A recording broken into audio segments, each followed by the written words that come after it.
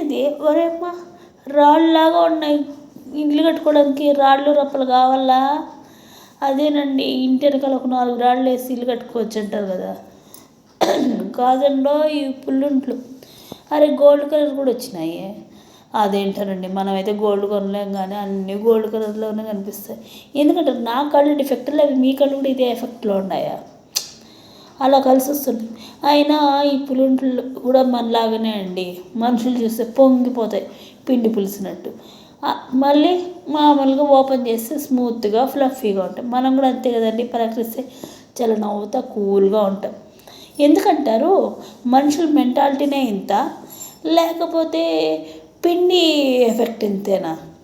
ఏంటోనండి. అయినా ఈ పుల్లుంట్లకి ఏం కర్రీ బాగుంటుందండి, కారమో చట్నీను.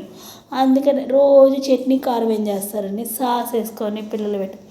అరే పువ్వుల ప్లేట్లో తెల్ల పువ్వులు, ఎర్ర పువ్వులకి మధ్యలో ఎర్ర కూర. అరే వాటే కాంబినేషన్. వీటికి మధ్యలో ఫోగు అంటే చెప్పిన మాట వినకపోతే వాటిని కడుపులో, మనకు కూడా అంతే కదా, సూటిపోటు మాటలతో మనల్ని గుచ్చుతా అన్న మనుషులు అట్లా. అలాంటప్పుడు మనం ఏం చేయాలి, మనల్ని మనం గుచ్చించుకోకుండా ఇలా పులుంట్లు గుచ్చుకొని తినొచ్చు.